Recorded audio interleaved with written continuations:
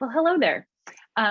Thank you for joining us for another workshop in the CRC OER Award Program series.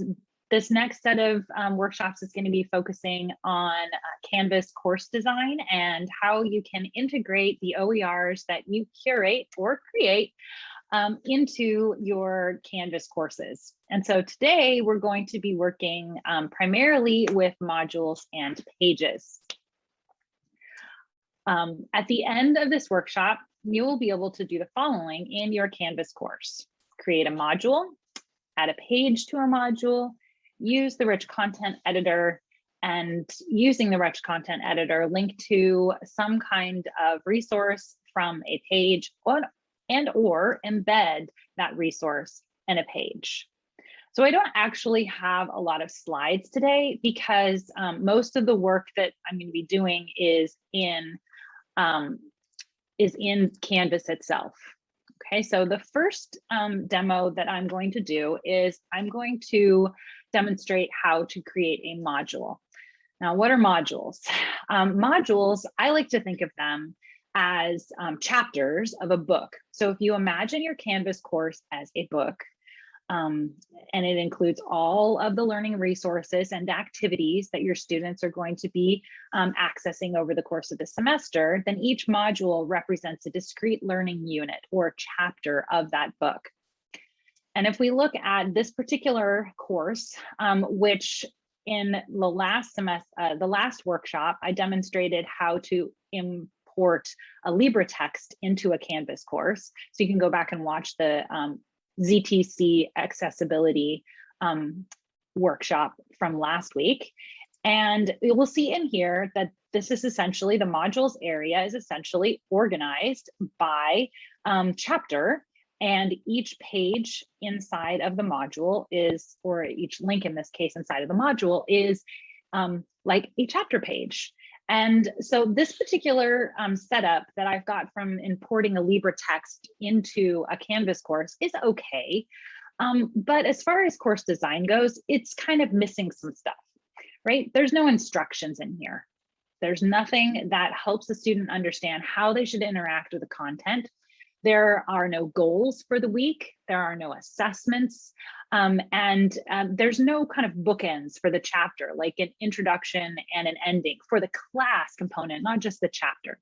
Because when we're teaching online or even in a web enhanced course, there's more to your course materials and there's more to your student interactions than just linking to a bunch of resources, right? We want to help the students interact with that content in a meaningful way. So at the top here, I have a sample module structure. This sample module structure comes from the CRC online course template, which you can download from Commons just by searching CRC online course template. And this particular module shows one way that you can organize a module. Looks like there's a few other things in here. We'll worry about that later. But what we see right here in the screen, we see that there is some sort of introductory materials, an overview page, activities, including knowledge building, which could be your reading of curated OERs, or it could be videos, lecture videos, YouTube videos, what have you, and then a series of assessments. You don't have to have all of those kinds of assessments in every module, but it's a good idea to have multiple low stakes assessments in each module. And then the module finishes up with a wrap up. And the wrap up page kind of tells students, revisits what the objectives or the outcomes were for that week, and then also lets them know, okay, if you got to this page, you should have already completed these things, so that students can double check their work, and provides them with additional resources to support their advanced learning or to help them reinforce topics that they learned during that week. So the first thing that we want to do is we want to create our own module, because we're building a brand new module and we're going to be pulling from some stuff that's in this course, but we're not going to be using that particular module because we want to start from scratch. So once again, you can access the modules area by selecting modules from the course navigation menu. And if your course doesn't have any modules in it, this area will be empty and there will be a big plus symbol that says add a module. If you already have content in here, for example, you've imported content from LibreText or OpenStax, then you already have some modules in here, but they may not be organized in the way you want. So I'm going to create a new module by selecting the plus module button at the top of the page.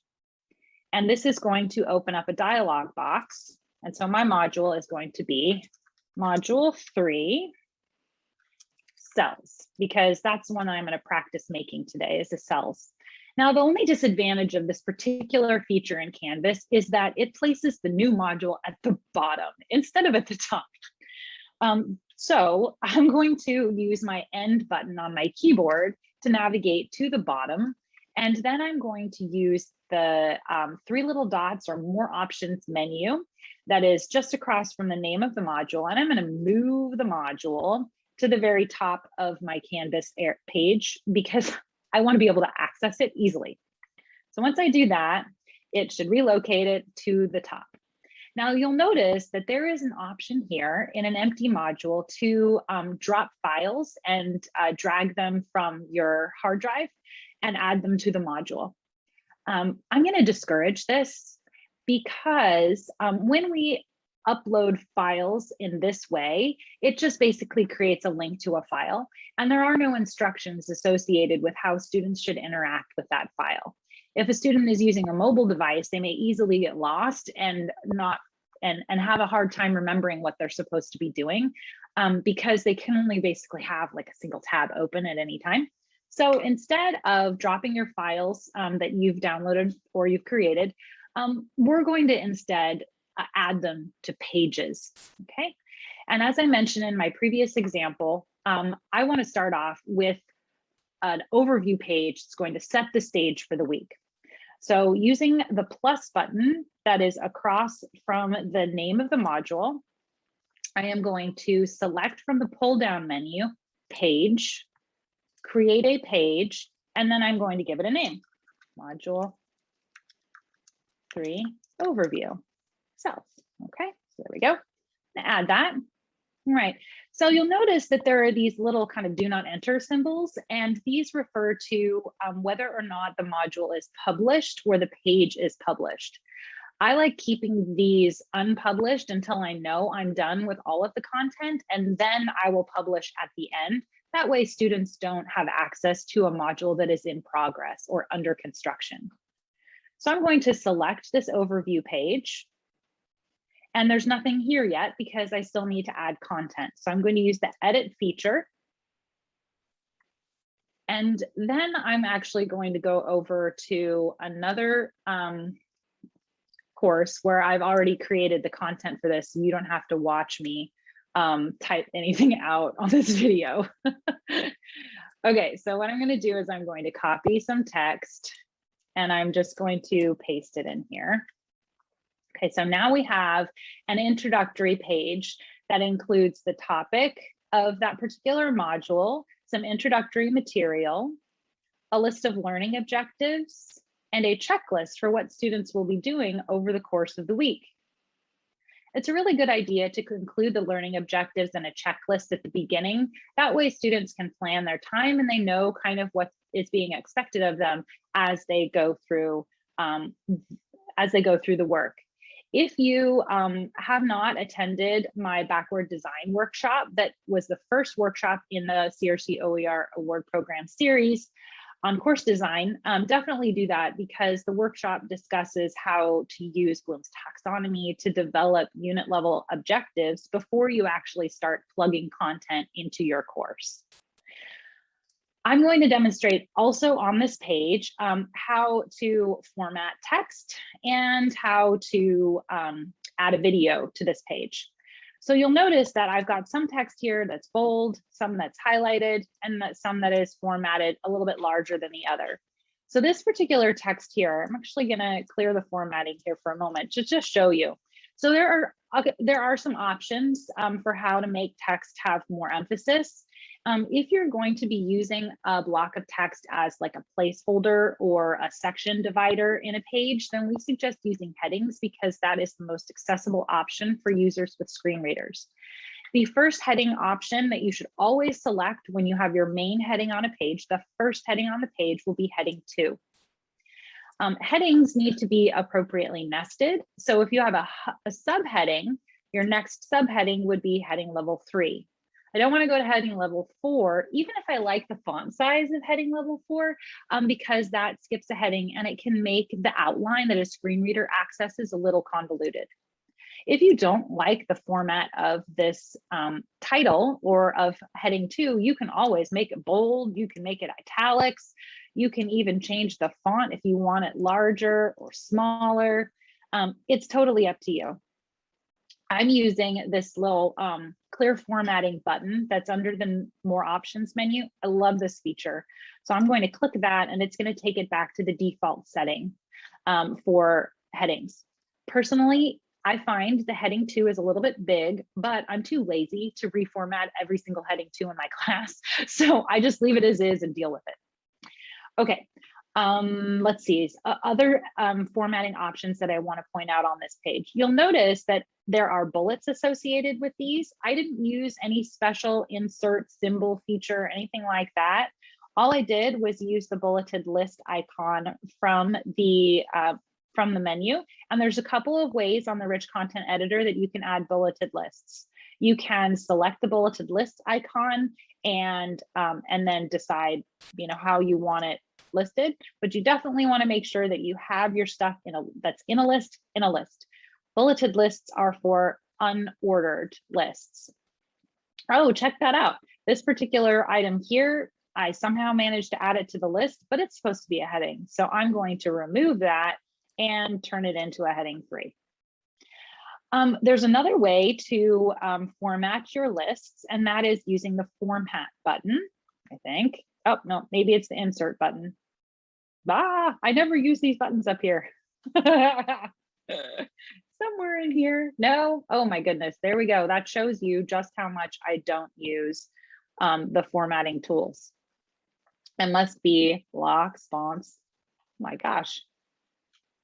Maybe there is no option up there. Anyway, that's why I always use this button.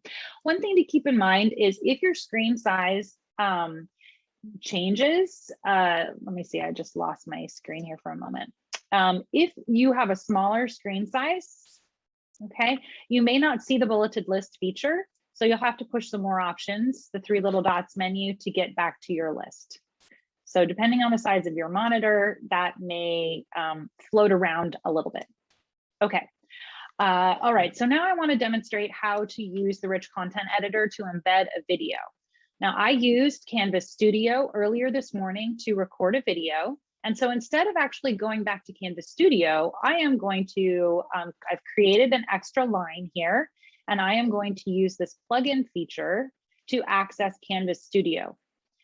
Your plugin feature may not show anything if you haven't used it before. So go to View All, and then you can select which app you want to integrate. If you want to use PlayPosit to have some in-video assessments, you can do that. I like Canvas Studio. If you have 3C Media videos, you can use those as well. You can also embed Google Documents and YouTube. I'm going to show you some of that later. Right now, we're just going to do Canvas Studio. And so Canvas Studio is going to pop up. Sometimes it doesn't the first time, and I have to reload the tool. And then there's the video that I just recently recorded. So I'm going to select this. And there are some options here. Display media tabs means that it's going to insert some comments, a place for students to add comments to the video. And for this, I don't really want students to comment on it, especially since I'm not going to be monitoring or moderating their comments. So I'm going to turn that off. And then I'm going to select embed. So within Canvas Studio, if you want to add captions, you can. I have not added captions to this video yet because I didn't have an opportunity to do so, but you can do that in the actual Canvas Studio feature. And if you want me to demonstrate that at the end of the workshop, I can. So let me shrink that out. Okay, so now we have our video imported in here, which is just an introductory video, and I'm going to click select Save and Publish, which is going to make this page all ready for us. Okay, so there we go. We've got our checklist. We've used a rich content editor to format some lists and format some font, and also how to embed a video. Questions so far?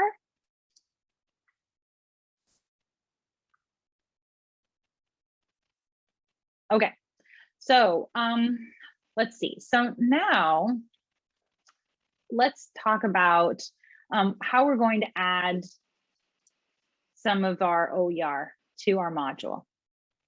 So we've got, OER content that you've curated, perhaps comes in different formats. You could download a document, PDF, Word doc, could be a Google Doc. It could be a link to a website. It could be a video, like, a TED video or something. Well, I guess TED video is not really, it's free, but you can't edit it. Anyway, so there are lots of options. So first, what I'm going to show you how to do is to create a page and add a link to the page. So once again, we're going to go into our module and we're going to select the plus button and select add a page. I'm going to create a new page, and this is going to be a LibreText link page demo. Okay. And I'm just going to use LibreText as an example of how we could link, but there are a variety of options. So for this particular course, I'm going to be using, once again, I'm going to have a template that I've already created to pull in here, and then we can edit this. So first, let me just copy this stuff. So I'm going to go into my demo page. Okay. All right. And I'm going to paste this stuff in. Now, in this case, I pasted it and there's no formatting. So I'm going to be using the rich content editor formatting toolbar to add some formatting. So first, I've got a heading up here. So I'm going to select heading. Okay. Then it looks like this is supposed to be a set of notes, right? As you watch this video, take notes on the following. This is a list. And it's probably going to be in chronological order, as in the order throughout the time of the video. So I'm going to put 1, 2, 3. Oh, look at that. That did some interesting stuff. Okay, well, that means that I need to back it up and click enter, and then delete and click enter. Okay, so here's a reminder to myself to embed a video. I'll show you that in a moment. And then I have another section here for another heading, it looks like. So I'm going to go back up here and I'm going to do a heading 3 because the reading is about what cells are. Okay, so once again, I've got a list here. Okay, so I'm going to go up here and I'm going to add a list. I did it again. So back it up and return. Okay, and these are links to LibreText pages. Okay, so I need to pull up the LibreText, and there's actually a couple of different ways to do this, but my preference is to do, oops, that's not what I meant to do, is to actually go back to the modules area, which I've opened up in a new tab. And I'm going to go down to the chapter that I want to use. And this is the LTI. This is the LibreText embed, LibreText import. So when it does that, what it creates is a series of links that are the essentially the web page captured within Canvas. So this is an interactive web page. Students can click all over the place on here if they want to, and they can navigate within the chapter using these navigation links on this embedded page, or they can use the Canvas navigation things. But one thing that I like about using the imported LibreText is that it doesn't have the same menu options and sidebar stuff that you get when you're looking at it just straight up on the page. And so I'll show you what I mean by that. So here's what this particular page would look like on LibreText, right? There's all this stuff up top here. We don't really need that from within Canvas. So if I use the link that they have here and I copy this particular link, which basically takes us to a slightly different version. right? So this is a slightly different version from this one, right? It doesn't have all the menu stuff. So there's more room for reading. So I'm going to take this link, I'm going to copy it using keyboard shortcut or right click, and then I'm going to go back to this page and I'm going to highlight the text that I already put in as a placeholder, go up to the top menu bar of the rich content editor, and I've got two options. I can use this little chain link thing here to insert an external link, or I can go to insert link and then select external link. Either way, it's going to be the same thing. So I can put that in there, done. So now students have a link to that page directly from within the course. And I can do the same thing for every single chapter page that I want to. So that's the easiest way to insert a link. The other option is, let's say you don't have text here and you want to insert a link to the section 5.3, okay? So I'm gonna select this, I'll go back over here, and then I can insert an external link. And there's two boxes here. One is for my text. So this is 5.3 types of cells. I think that's what it was called. And then there is the variation in cells. Well, anyway, you get the idea. And then I paste that link that I copied in here. And so I've created a link. So those are the two ways to create a link on a page. It is a really good idea to do that versus this option, which is just paste in the URL. The reason why we want to create links with a descriptive name is because a student using a screen reader will have to read through this entire URL letter by letter before they can get down to this next sentence. And if you have a series of links on a page and each of them is, like 100 characters long, that gets really tedious. So renaming the link still preserves the actual link to the website, but it makes it more user-friendly. And since most of our students are digital natives these days, they're pretty accustomed to being able to recognize where there is a link.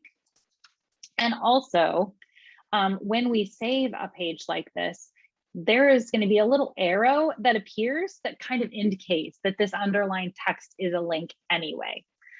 So once again, try to rename your links rather than including the entire URL.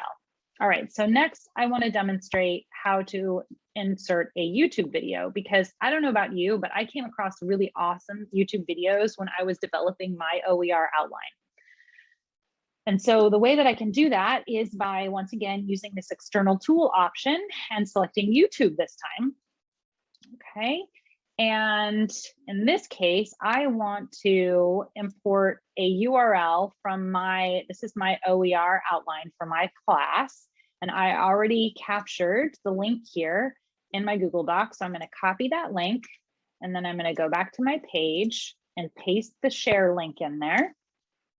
And here it is. And you can choose size here, which is really nice.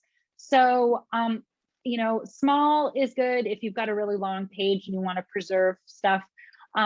Personally, I'm a medium kind of a importer because I want that to be large enough for the students to use without having to completely maximize. Because when I do that, when I have it slightly larger, students can still watch the video and they can see the note-taking questions that I've included. So it's nice to give it something large enough, but not massive, so it doesn't occupy too much real estate. Okay, let's check my outline to see how we're doing. Okay, so this particular page demonstrated how to create hyperlinks to OER that are on an external website, and also how to embed YouTube videos, which can be a really useful tool. One little accessibility plug that I'm going to say in here for YouTube videos is try to find YouTube videos that are accurately captioned. And here is how you can tell. So once you start playing this, you can select on the captioning, and notice if I select the caption button here, a little thing comes up and says English. If it's auto-generated and not accurate captions, then there will be a little parentheses auto-generated that appears next to the English. So look for the ones that just say English without the auto-generated next to it. Okay. All right, so now for our next option for creating a page. So the next option, we actually went through this last time in our last workshop. And so, let me go stop. Okay, once again, I'm going to create a page, select page from the pull down menu, select create a page, and this is going to be our embed demo. And Andy came to my rescue during our last meeting with an iFrame generator. And since then, I've played around a little bit with some other options for embedding stuff without having to go into the HTML code. So I'm going to demonstrate that today and hopefully it'll work a little bit better. Okay. All right. So in this case, I'm just going to demonstrate how to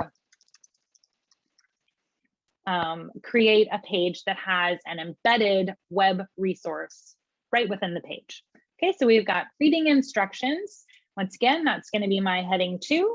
And then I'm going to add my instructions here along with review, questions, etc. Okay, and then I'm going to create a new line. Now, what I want to do is I want to generate something called an iFrame, which is going to be essentially a web page within a web page. And there's special HTML code for that, but we don't need to learn that because we can use an iFrame generator. So what I'm going to do is I'm going to go back to this particular page because it has a slightly different view than the main one, right? It doesn't have all of this stuff on it. Okay, and this is again the one that came with the LTI for LibreText. So I want this, but I don't want it like this because there's no instructions here at the top of the page. On my page, there are going to be instructions. So I'm going to copy this link here. And this link is almost identical to this one, except for at the end, it says content only, which is going to result in none of these menus on the sides. Okay, so now I'm going to go to the iFrame generator, and this iFrame generator is a really, really handy tool, and it's pretty easy to find, right? There's the URL. And so what I'm going to do is I'm going to go to the iFrame URL, little entry thing here, and I'm going to paste in my URL. Notice that this is the URL for the LibreText section, chapter 5, section 3, but at the end is this little feature called content only. That's a unique to LibreText thing, but it's good to know because it keeps all those other menus out. Now, before I generate my iFrame code, I'm going to change this. I want my page to be the entire width of the Canvas page window. And so I'm going to set this to 100%. I also want the height of the web page to be a little bit taller because 400 pixels isn't actually all that big. So let's go for 600 pixels and see how that works. So now we're going to generate it. And we now have an iFrame. Okay. And I'm going to copy that.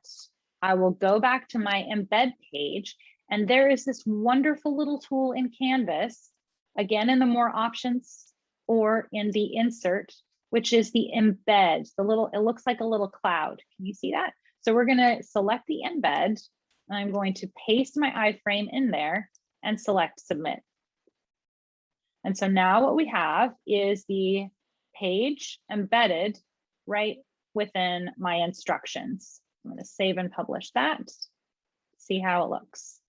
So here are the instructions, and notice that those instructions stay there as I scroll down the page, which I think is so awesome, right? Because if you want students to remember a particular thing as they're reviewing this, then it's really nice to have that at the top. Okay, and then students can just scroll all the way down and select next. I think it's helpful in your instructions here to actually add one additional prompt, which is something like scroll down to read. When you are done with the page, use the Canvas next button to proceed. This will ensure that they don't get lost in the website and stay within Canvas. Okay, so questions about that? Nope, we're good. Oh. Okay, cool. Let me just paste in the chat this iFrame generator in case you want that. Oh, cute dokey. So we've got our embed demo. Okay. Now I actually want to show a couple of other embedding options. And so I'm going to actually go back to the module because I'd like to create another page to show how we can add files. Okay, and so there are a couple of options here for this. So I'm going to create another page. This is going to be a blank one, and this is going to be our files demo. So let's say that you have an OER that you've accessed, and it's in PDF or in Word document or some other form of document format. Definitely want to put that on a page because once again, it allows you to add context. So once again, you're going to add instructions to your page. And I'm just going and pulling out my stuff on another window so that I have the right information here. Okay.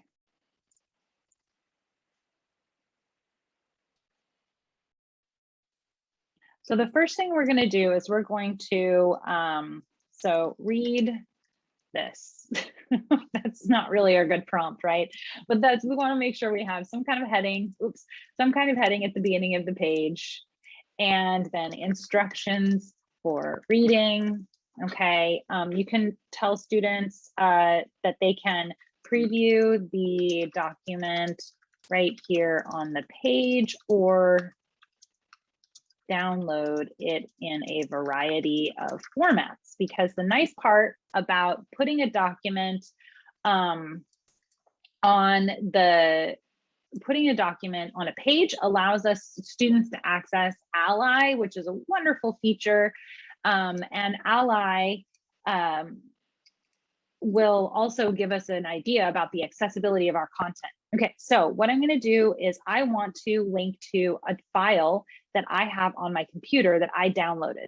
And so I'm going to select this little icon that looks like a page, and that's our document icon. I can upload the document there, or I can select from the insert and go to document and upload document. So now it's going to open up a dialog box and I can locate my file and I am going to put it here. I just drug it over into this empty space and then select submit.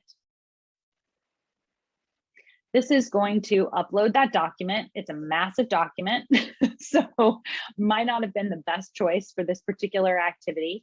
And then we're just gonna wait for it to upload.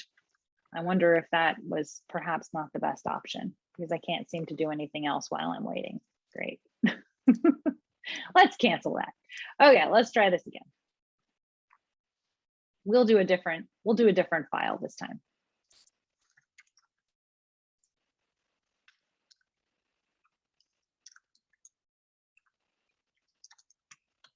Okay, so let me just go and find another file.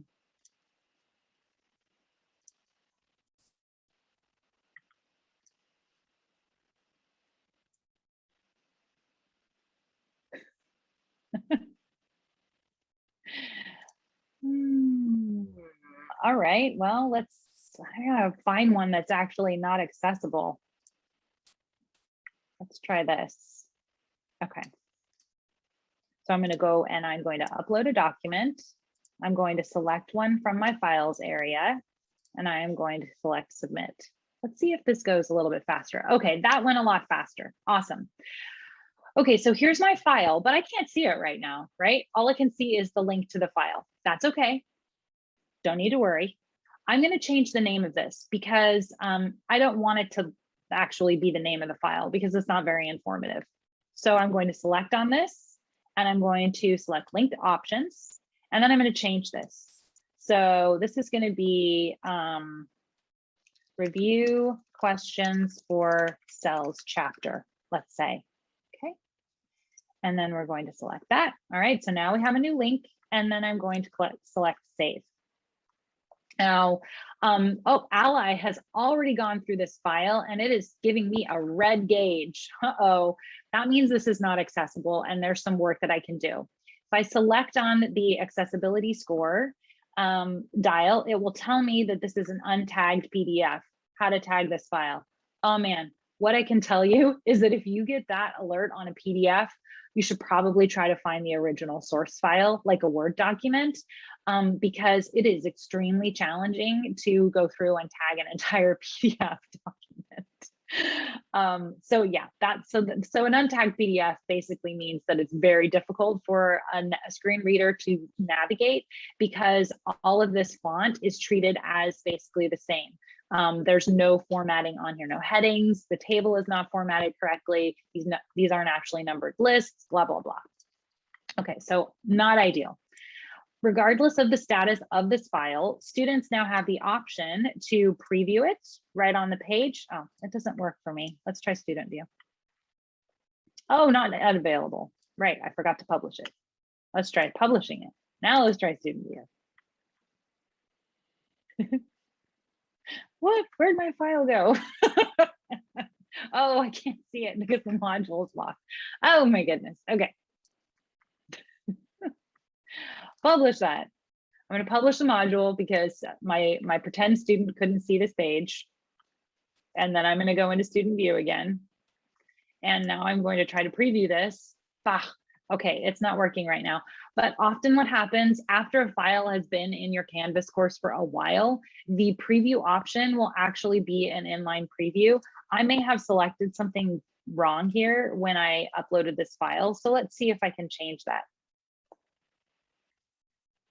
So let me go back to link options. Let's do preview inline. Let's see if that works. Canvas changes things without telling us sometimes. So let's see if that works. There we go. So now I have an inline preview, okay, and I can see the document right here. This is really great for students who are using a mobile device because then they get to preview it on that page right next to the instructions, okay? And students can download alternative formats, and these are all the various alternative formats that they can download. I can go through that another time, okay? So that's how we want to preview to share a file. Our other option for sharing a file using Canvas pages is to do Google Docs. And I don't know about you guys, but I love Google Docs. So here's how to do a Google Doc. So this will be our Google Doc handout. Okay. And so what I'm going to do, yeah, you love Google Docs. Me too. I love them because if I'm using a Google Doc in multiple sections and I update the Google Doc, then it automatically updates in all of my classes. It's so great. And students can collaboratively use those Google Docs either as a group project or they can submit a Google Doc that they got from me that's all filled in with all their answers. Awesome, awesome stuff. Okay, so I'm going to add a Google Doc here, and the linking to Google Docs is different than uploading a file because the Google Doc, while it is a file, it's stored on the cloud, and so we're going to access it differently. So once again, I'm going to use this wonderful external tool feature, the little plug, and I've already installed Google Apps on here, but once again, if you don't see Google Apps here, go to the View All feature and select the Google Apps, and then it'll open up the Google Apps dialog box. So we're going to now get a glimpse into my Google Drive. I'm going to go to my non-majors biology class, the 300, and then I'm going to select chapter 3, which is the cells thing just for consistency. And then I'm going to select embed down at the bottom. And what this is going to do is it is going to create an embedded Google Doc. Let me save this so that we can see it. So this creates kind of like we saw with when embedding the web page, when we did that with the LibreText, it's the same basic idea. Now I have a Google Doc right here in here that students can use. They can use the Google file features right here. So they can make a copy of it and then save that copy to their drive, and then they can take notes directly on it or answer the questions and resubmit it. It's a really nice, or they can even download it right from here if they want to download it in a different format than in Google Docs, so they can access it offline. So those are some really nice features about using Google Docs if you want to have handouts, but you don't want to have it just straight up on a Canvas page. So that's an option. Once again, though, when we're formatting Google Docs, we want to make sure that we follow the same basic rules that I've talked about today, using headings. And you can see here that I've used headings. Okay, and then also using the list features so that these are formatted as a list. And you'll notice that, and I love this about Google and Canvas, the tools in the editor for Google and the tools for the editor in Canvas are very similar. So that's also very nice and helpful. Okay, so any questions about any of that? Linking to a file, which can then be previewed on the page, and also linking to a Google Doc. Okay, I'm getting a nope, looks good. Okay, and we are really close to being done with our workshop. So let me just check my, I think I've demonstrated just about everything that I talked about doing today as far as modules and pages go. So I'm going to stop my share and open it up to questions. Jena, I just also wanted to point out for people who are watching the recording that the same process that you use to embed a YouTube video, we have a connection to Films on Demand, the LTI, so you can also embed Films on Demand videos using that tool. And when I post the video, I'll include a link to the library guide that gives you instructions on how to do that. And then also we have another streaming media database called Canopy, and that one has some documentaries and some feature films as well.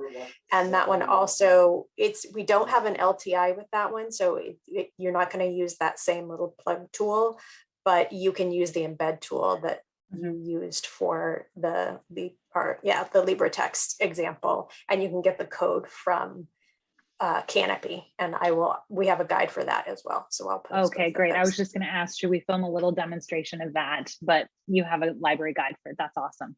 Yes. Yeah, Canopy has some really great resources. Yeah.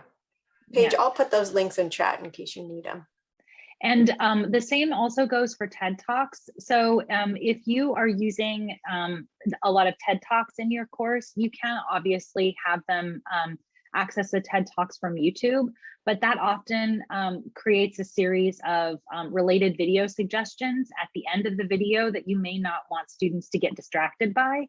So you can go to the TED Talk on the TED page and get the embed code from there. And once again, use the same embed tool with the iFrame and put a TED Talk right into the page. So that's a nice feature.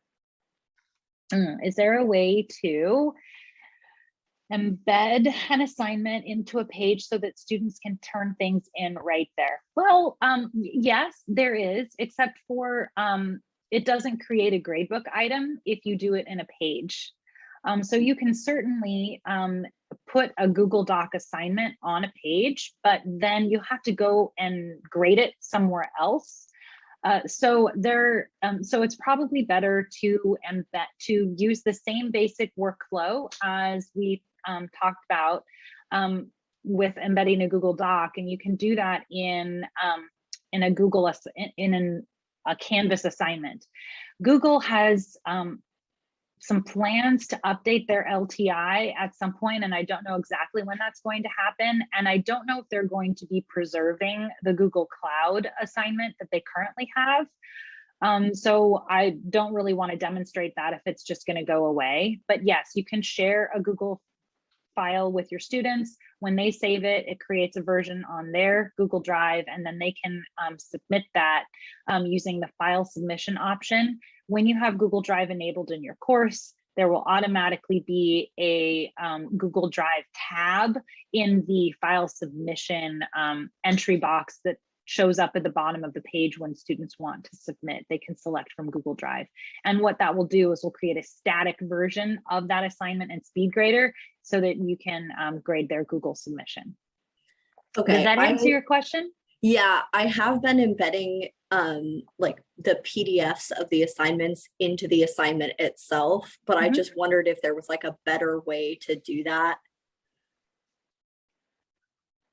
You know, because the page format looks really nice. It's really easy to read for students versus like the assignment itself. You have to go somewhere else to find it on Canvas.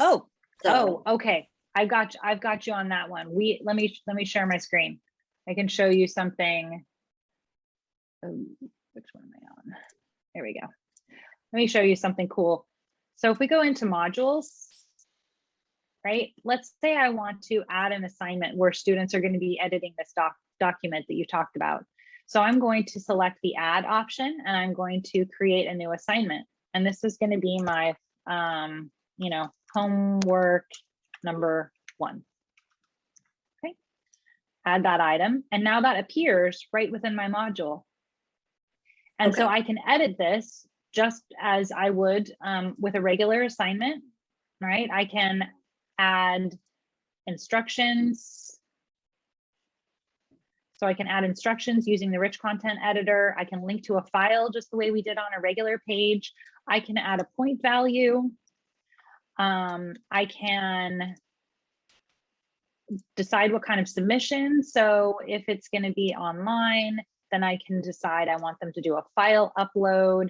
And if you restrict the file upload types, that means students might not have as much flexibility. So it's always a good idea to leave it open, especially if you're going to be using SpeedGrader exclusively. It doesn't really matter what format because it's going to create a version that you can view within Canvas. You can use Turnitin if you want to, and then you can assign a due date. So I'm just going to put a due date on here so that shows, and then I'm going to save it.